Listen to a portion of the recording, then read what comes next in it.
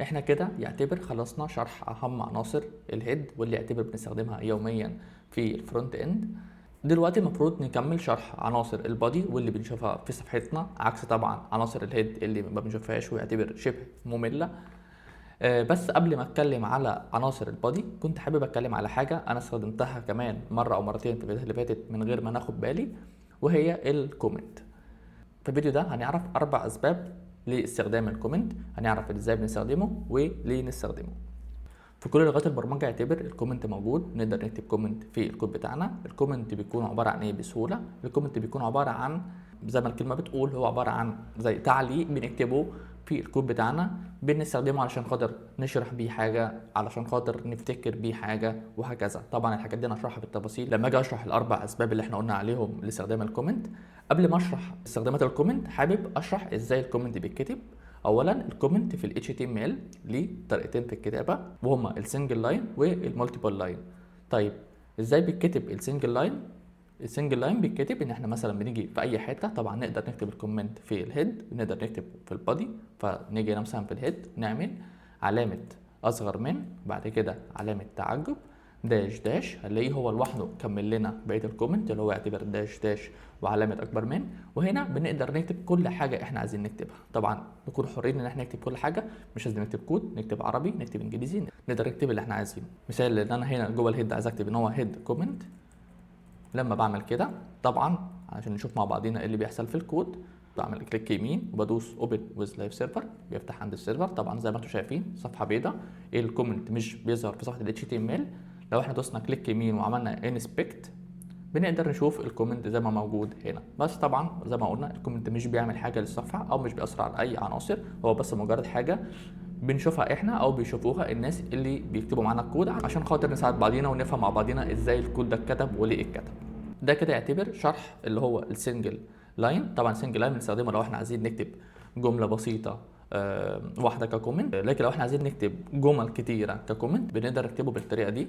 بنعمل نفس العلامه، علامه اصغر من، بعد كده علامه تعجب داش داش، وهو طبعا بيكملنا زي ما احنا قلنا. نقدر ندوس انتر ونقدر هنا نكتب كل حاجه احنا عايزين نكتبها. مثال بسيط، انا ممكن اكتب هنا هيد 1، هيد 2، هيد 3، وهكذا. يبقى احنا شفنا هنلاقي ان هنا دي الطريقه ان احنا نكتب بيها السنجل لاين، وهنا نكتب بيها المالتيبل لاين. نقدر نكتب هنا اللي احنا عايزينه. زي ما احنا قلنا الكود ده مش هيأثر على حاجه في ال HTML بتاعنا، هو بس مجرد حاجه تساعدنا احنا ان احنا نفهم الكود.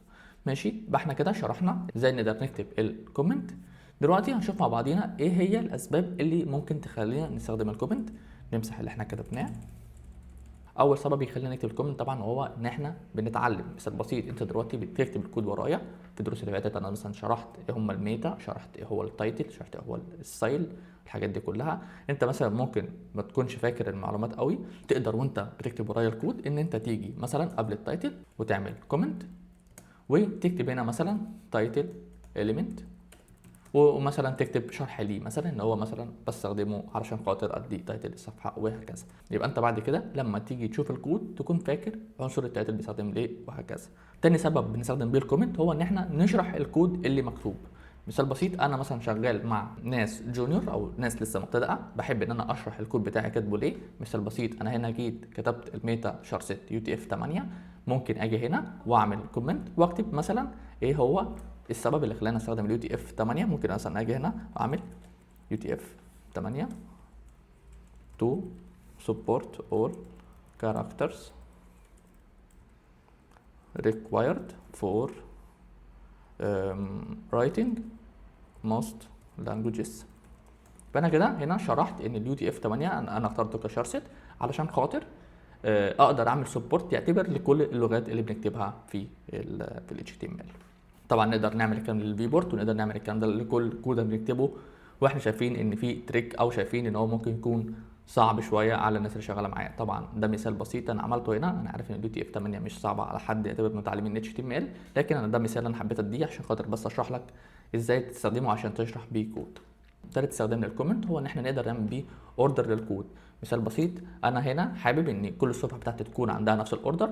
ممكن انا كمان كمبتدئ اجي هنا عند الهيد واعمل كده، واعمل طبعا واعمل هنا كده مالتيبل لاين كومنت، واقدر هنا جوه الهيد اكتب ايه هم العناصر اللي انا عايز اكتبهم مثلا بالترتيب وفي الهيد علشان خاطر ما انساش حاجه في النص. مثال بسيط، انا هنا في الهيد المفروض ان انا قلت اكتب التايتل، وهنا اكتب الميتا مثلا بتاع الشار سيت، هنا اكتب ميتا الفيو بورت الستايل والسكريبت. بالتالي انا عارف ان كل صفحه لما مثلا اخد الحته دي كوبي واحطها معايا في صفحه اتش تي ام ال الثانيه، اكون فاكر اني في عنصر الهيد محتاج احط تايتل وميتا شارست، ومحتاج اعمل كل الحاجات اللي هي مكتوبه هنا. عشان خاطر برضو بيجي لي سؤال ان انا لازم اكون فاكر العناصر بتتكتب ازاي، لازم اكون فاكر كل حاجه. لا طبعا، مش لازم تكون فاكر كل حاجه، تقدر بسهوله ان انت تبحث عن النت، وتقدر بسهوله ان انت تشوف كود انت كاتبه قبل كده وتاخده كوبي بيست. فطبعا دي حاجه بنقدر نستخدمها، ان احنا بنكتب حاجه زي كده بنقدر ناخدها معانا في كل صفحه، علشان خاطر واحنا بنكتب الصفحه او بنكتب ال HTML نكون فاكرين ان احنا المفروض ان نكتب تايتل وميتا، وان احنا نوصل للستايل والسكريبت وهكذا. مثال بسيط، ان هنا جيت لقيت ان انا عامل تايتل وميتا الشارست وميتا الفيو بورت، بس ناقص الستايل والسكريبت اللي انا كاتبهم هنا، بقدر مثال بسيط ان انا اعمل ملف سي اس اس واعمل ملف جافا سكريبت واوصلهم بالاتش تي ام ال، وبالتالي يبقى انا كده نظمت صفحتي وعرفت ادي نفس القوانين امشي بيها. واللي ساعدني ان انا اعمل حاجه زي كده هو الكومنت. اخر سبب للكومنت وهو ان انا اقول ايه هي الفيتشرز اللي انا المفروض اعملها. مثال بسيط، دلوقتي انا بدات صفحه الاتش تي ام ال بتاعتي، ما جيت مثلا عند البادي، ان اي موقع بيبقى متكون من هيدر ويعتبر محتوى او كونتنت، وبعد كده فوتر. ممكن اجي هنا مثلا واعمل هيدر مين اللي هو اعتبر الجزء اللي احنا قلنا عليه اللي بنكتب فيه محتوانا او الكونتنت، ومثلا بكتب هنا فوتر. بالتالي انا كده لما اجي اكتب ال HTML الكومنت بيساعدني ان انا اكون فاكر ايه السكشنز او ايه الاجزاء اللي انا المفروض اكتبها في ال HTML.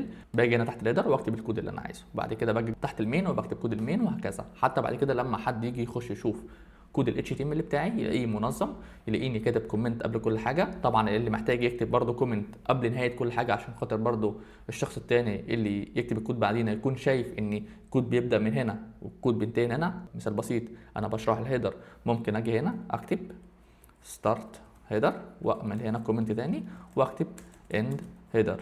كده انا عرفت الشخص اللي بيبرمج معايا اني الهيدر بيبدا من الكود ده وبينتهي عند الكود ده. بالتالي لو في تعديل مطلوب منه في الهيدر مثلا، ان احنا محتاجين نعدل اللوجو مثال بسيط، يكون هو عارف ان الكود اللي هو محتاج يعدله ما بين السطرين دول.